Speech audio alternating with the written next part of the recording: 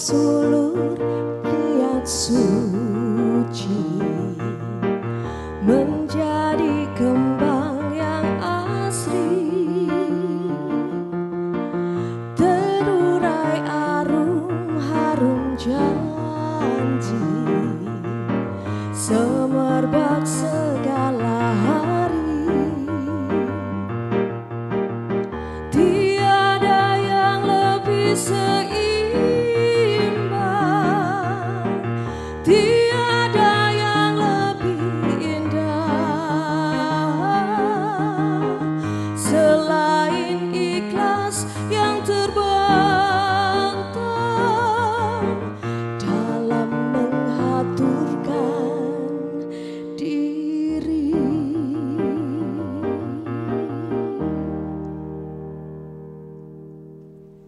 Saudara-saudari yang terkasih, apa kabar? Senang sekali Pijar Katolik dapat hadir kembali untuk menyapa Anda, menjumpai Anda. Dan kali ini kita akan berbincang dengan Romo narasumber kita mengenai satu hal yang sedang menjadi salah satu fokus pastoral di Keuskupan Agung Semarang, yaitu mengenai Formasio Iman Berjenjang dan Berkelanjutan, atau kalau disingkat itu FIBB, Formasio Iman Berjenjang dan Berkelanjutan. Nah, saat ini bersama saya telah hadir Romo Adrianus Maratio PR, Vikaris Episkopalis Yogyakarta Timur. Selamat datang Romo. Terima kasih. Sehat selalu ya Romo ya. Harus sehat. Harus sehat Ya. Dan selalu bersemangat. Baik, Romo Mar bersama dengan saya, kita akan berbincang-bincang mengenai Formasio Iman Berjenjang dan Berkelanjutan. Dan ini rasa-rasanya mulai, atau mungkin bukan mulai, tapi digaungkan atau dibahas bersama dalam temu pastoral November 2023 yang lalu. Betul, ya Romo ya. Betul. Baik, nah secara umum, secara garis besar Romo, Formasio Iman Berjenjang dan Berkelanjutan itu apa tuh ini Romo? Ya, begini, Formasio Iman Berjenjang dan Berkelanjutan itu dikelompokkan menjadi 5. Yang pertama itu usia dini, ya, itu umur 0 sampai 5 tahun. 0 sampai 5 usia tahun, dini. baik. Lalu usia anak itu umur 6 sampai 11 tahun. Lalu usia remaja itu umur 12. 11, yang usia anak tadi sampai 10 10 ya. Baik. Lalu usia remaja itu usia 11 sampai dengan 14 tahun. Lalu usia muda itu 15 sampai dengan 35 tahun atau belum menikah gitu ya. Lalu usia dewasa itu usia 36 sampai 59 tahun dan lalu usia lanjut itu 60 tahun ke atas. Baik. Gitu. Jadi dari seluruh atau segala jenjang usia ini ada pendampingan iman atau formasio iman yang dilakukan secara berjenjang dan harapannya nanti berkelanjutan terus, begitu ya Romo ya. Baik. Tapi tujuannya apa sih Romo? Ngomong-ngomong, kenapa harus pendampingan iman ini, formasio iman ini harus dilakukan terus-menerus begitu? Iya, tentu bertolak dari peristiwa pandemi COVID-19. Kita ingat betul, mulai tanggal 20 Maret tahun 2020, lalu seluruh kegiatan bekerja, termasuk kegiatan kehidupan rohani ya, itu kan lalu terus di-cut itu ya, berhenti. Betul. Kita tidak seleluasa sebelumnya untuk... Ya betul, kita mengira bahwa COVID ini hanya mungkin sebulan, 2 bulan, atau 3 bulan, tetapi dalam realitas kan seluruh dunia mengalami dan ini praktis berakhir hampir 2 tahun. Betul. Hampir 2 tahun itu ya. Tentu ini membawa dampak berkaitan dengan kehidupan iman bagi anak-anak dan juga bagi saya membawa dampak pula untuk kehidupan iman keluarga. Ya, atas dasar inilah yang lalu Gereja Katolik, lebih-lebih di Keuskupan Agung Semarang, tentu dengan data-data yang sudah dibuat begitu ya, menjadikan tahun 2024 sebagai tahun Formasio Iman Berjenjang dan berkelanjutan. Ini yang melatar belakangi yang paling pokok ini. Baik, utamanya karena peristiwa pandemi COVID-19 yang membatasi gerak langkah kita, termasuk juga kegiatan-kegiatan di gereja. Kalau sebelumnya dari anak-anak sampai dewasa itu macam-macam sekali. Betul, iya. Itu harus berhenti, Iya. 2 tahun berhenti, lalu setelah itu mungkin perlu didorong lagi begitu ya Romo ya? Ya, karena kan selama ini lalu 2 tahun itu membentuk ya, membentuk karakter keluarga, karakter anak-anak, karakter remaja, dan karakter orang muda pasti. Ya. Ya. Maka bagaimana yang dulu itu semuanya serba online, sekarang ini mesti harus dibuat ya secara nyata, secara konkret, tidak hanya online. Karena online bisa jadi nanti membuat orang juga istilahnya masuk dalam generasi baringan dia. Mengikuti kegiatan dengan cara berbaring. Mager gitu ya, Iya, anak mager. sekarang bilang gitu. Malas gerak itu ya. Dan ini menjadi salah satu yang menjadi fokus perhatian gereja, bagaimana supaya seluruh umat dapat kembali hadir lagi. Kembali bahwa kita semakin disadarkan bahwa iman itu tidak hanya dihayati secara personal, ya. Iman itu dihayati secara eklesial, dihayati secara bersama-sama. Kalau online itu kan personal sekali, tetapi kalau nanti terus pada datang untuk ikut kegiatan-kegiatan di lingkungan, anak-anak pia ikut sekolah minggu, anak-anak remaja juga kembali aktif, OMK aktif, ini yang lalu menjadi iman yang dihayati secara eklesial, dalam kebersamaan, itu mesti harus kita pahami bersama-sama.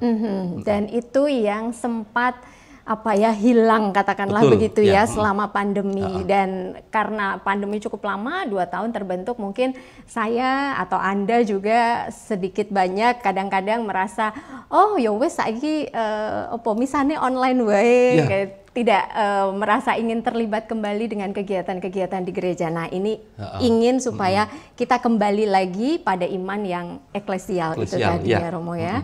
Baik Romo. Tapi kalau bicara mengenai formasio iman, ini sebetulnya tanggung jawab siapa Romo? Ya, pertama-tama dan utama bagi saya, formasio iman berjenjang dan berkelanjutan itu tanggung jawab keluarga. Orang tua mempunyai tugas yang besar untuk mendampingi tumbuh kembangnya, ya, kepribadian anak dan juga tumbuh kembangnya iman anak-anaknya. Pertama-tama adalah keluarga. Maka penting sekali Komisi Kerasulan Keluarga mempunyai fokus untuk pendampingan keluarga-keluarga supaya mereka mempunyai ya mungkin modul ataupun model-model dalam pendampingan untuk anak-anak mereka. Mengingat begini, orang tua mungkin sekarang juga mengalami kesulitan ya mendampingi putra-putrinya dengan situasi zaman yang sangat-sangat berbeda ini. Itu. Baik. Jadi orang tua harus mendampingi iman anak, namun di satu sisi kalau orang tua merasa kurang mampu atau khawatir kurang bisa mendampingi iman anak, ada bantuan dari Komisi Kerasulan Keluarga untuk mendampingi orang tua supaya bisa mendampingi anak-anak begitu ya Romo ya. Baik, selain keluarga Romo, siapa lagi yang dapat berperan dalam formasio iman ini? Tentu kalau kita lalu berbicara menurut kitab hukum kanonik begitu ya, itu pertama-tama adalah uskup. Uskup itu mempunyai tanggung jawab. Tetapi uskup itu mempunyai tangan dan kaki. Ya. Tangan kakinya para uskup itu para romo. Maka di Keuskupan Agung Semarang ada gerakan Romo Mengajar. Oh, ini gerakan apa Romo? Gerakan Romo supaya ikut di dalam pendampingan iman umatnya di parokinya masing-masing. Entah itu pendampingan untuk anak-anak pia, untuk anak-anak yang akan menyambut komuni pertama, mendampingi anak-anak yang akan menerima sakramen penguatan, mendampingi anak-anak muda yang mau membangun hidup berkeluarga. Ini Romo harus ikut ambil bagian, ya. Kecuali itu juga para katekis, para guru agama. Ini mempunyai peran yang sangat-sangat besar dalam formasi iman berjenjang dan berkelanjutan. Baik, karena kadang-kadang satu paroki itu romonya 2 atau 3 begitu, umatnya banyak sekali. Jadi guru-guru agama atau para katekis ini juga ikut berperan aktif dalam formasio iman berjenjang dan berkelanjutan begitu ya Romo ya. Baik, kalau kita melihat mungkin semacam tahapan begitu ya, tahapan dalam formasio iman, ada mungkin yang sudah disebutkan atau yang saya intip-intip tadi sebelum mulai begitu, ada tahapan informasi, lalu ada tahapan formasi, lalu yang ketiga ini adalah tahapan transformasi begitu ya Romo ya. Mungkin Romo bisa menjelaskan secara lebih detail mengenai hal ini. Kalau tadi coba untuk melibatkan para romo, para katekis, ini kan lebih pada soal pengetahuan ya, pengetahuan ajaran-ajaran iman yang mesti harus mereka pahami. Ini kan tataran informasi, tataran pengetahuan informasi. Harapannya nanti keluarga itu akan memformat ya, memformat apa yang menjadi pemahaman mereka, sehingga menjadi sikap dasar hidup mereka. Misalnya, keluarga mempunyai kebiasaan untuk doa malam bersama.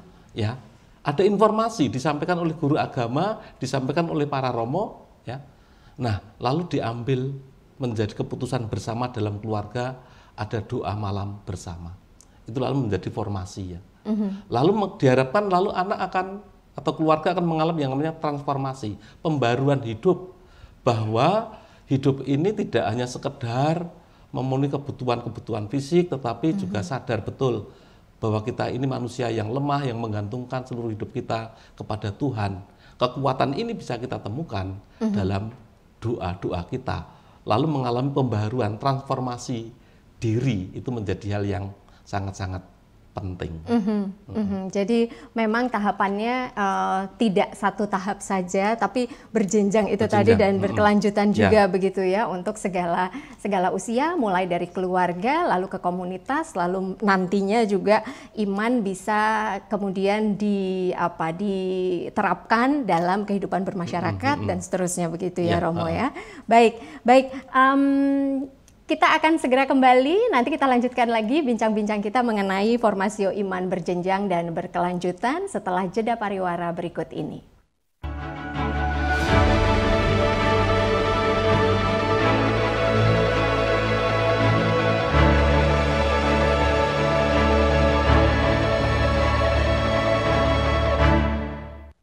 Baik, terima kasih pemirsa, saudara-saudari terkasih, masih dalam Pijar Katolik dan kita masih membahas mengenai formasio iman berjenjang dan berkelanjutan FIBB yang menjadi salah satu fokus pastoral Keuskupan Agung Semarang di tahun 2024 ini bersama dengan Romo Adrianus Maradio PR, Vikaris Episkopalis Yogyakarta Timur.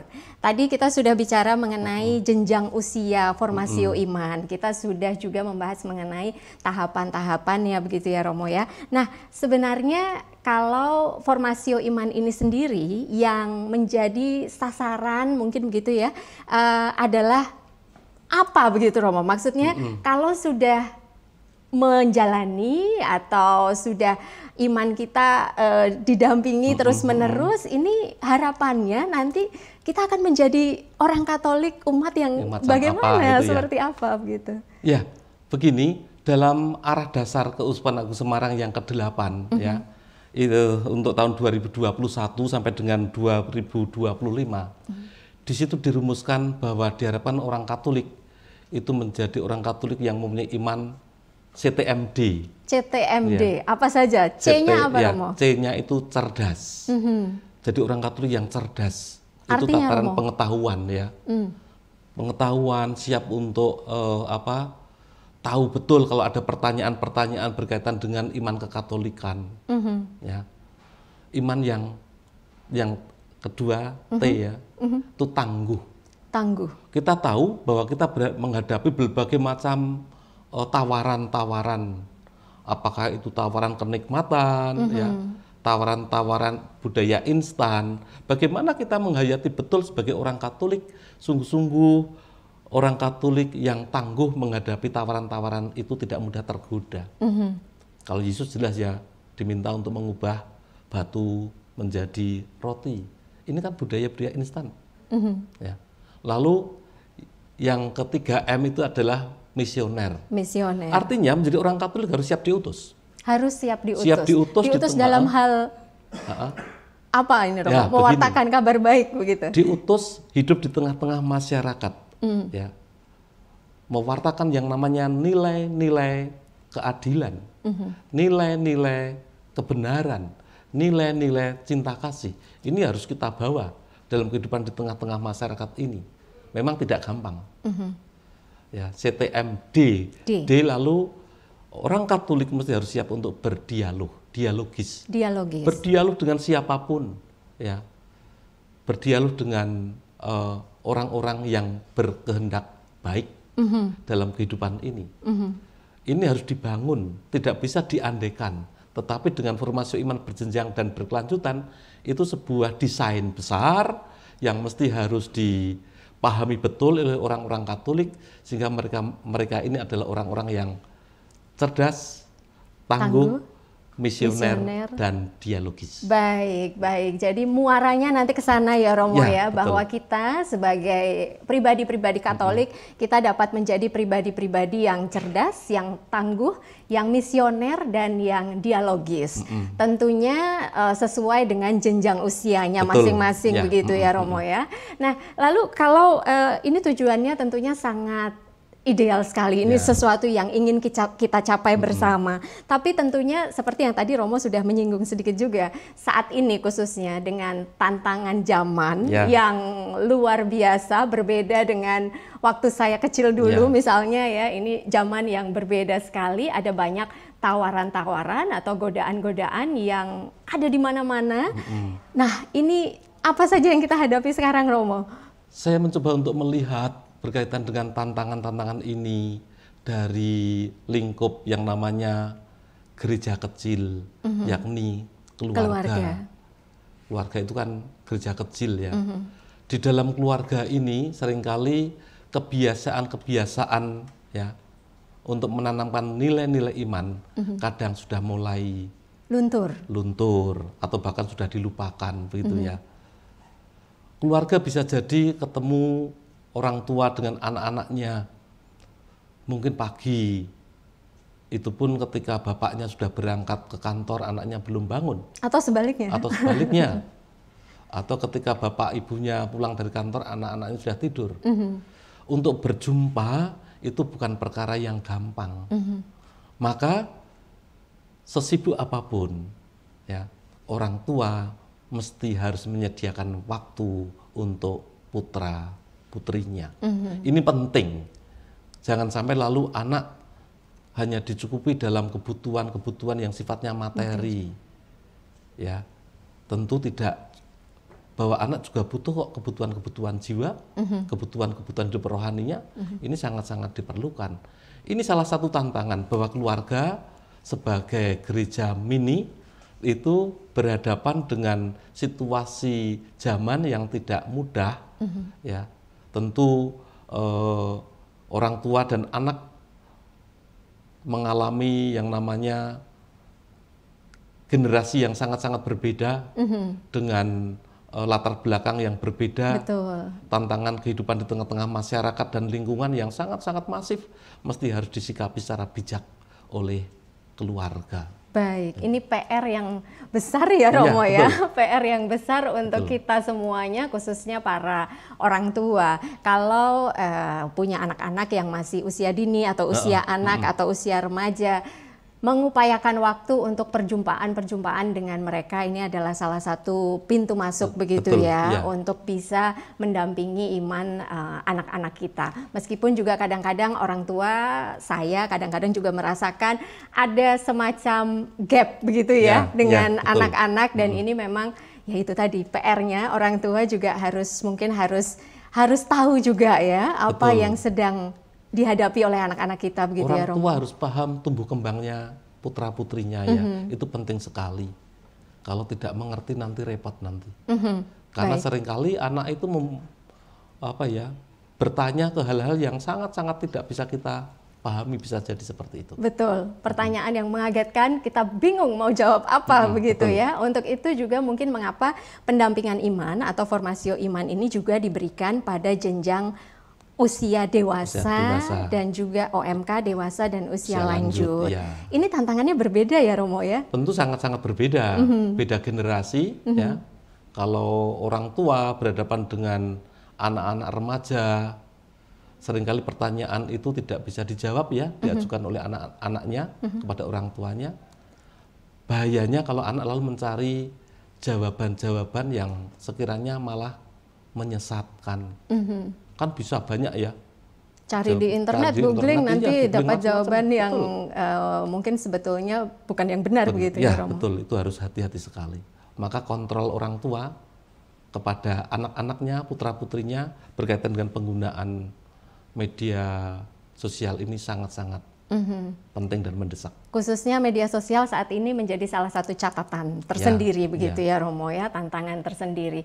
Baik, kalau untuk formasio iman bagi orang dewasa atau dengan orang yang berusia lanjut di atas 60 tahun, selama ini yang berjalan bagaimana Romo? Ya, kita mesti harus tahu betul kalau usia lanjut misalnya yang dibutuhkan apa. Yogyakarta ini menjadi daerah yang membahagiakan loh. Kenapa bagi Romo? orang usia lanjut. Nampaknya tempat atau daerah Yogyakarta ini daerah yang sangat-sangat nyaman, istimewa betul. Tempat yang membahagiakan. Maka kita tentu berharap bahwa orang tua itu menjadi orang tua yang bahagia di usia senjanya. Tentu materi yang diberikan sangat-sangat berbeda. Antara orang dewasa, antara anak muda, remaja sangat berbeda. Usia lanjut yang dibutuhkan adalah suasana yang penuh menggembirakan. Perlu adanya sebuah komunitas di antara mereka untuk saling berbagi cerita. Ini mesti harus ada ruang bagi orang-orang usia lanjut.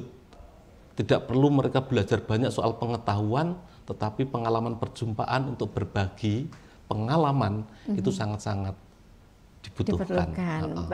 Baik Romo. Nah, untuk di Keuskupan Agung Semarang sendiri dan di Kevikepan Yogyakarta Timur secara khusus tahun 2024 dalam hal formasio iman berjenjang dan berkelanjutan ini, apa saja Romo yang sudah dipersiapkan?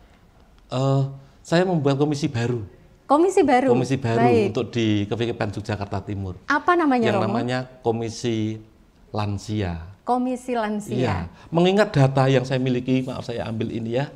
Data yang kita miliki untuk usia lanjut di Kevikepan Jakarta Timur itu ada 16.635 jiwa. Baik. Ini kan harus didampingi ya. Jangan sampai nanti usia lanjut seakan-akan ada istilah habis manis sepah dibuang. Ini kan kasihan sekali.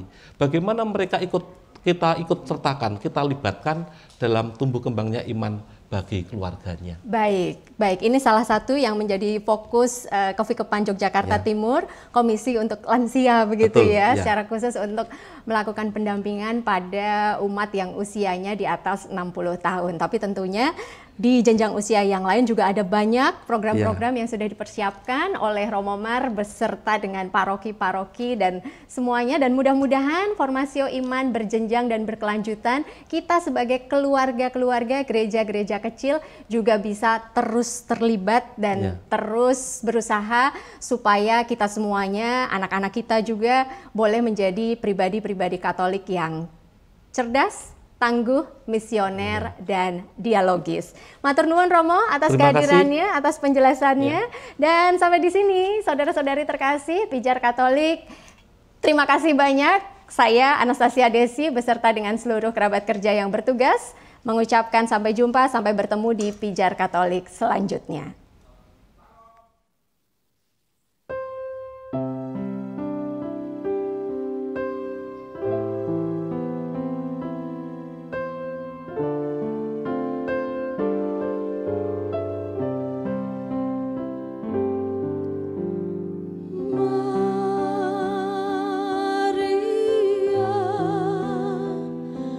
Bunda penuh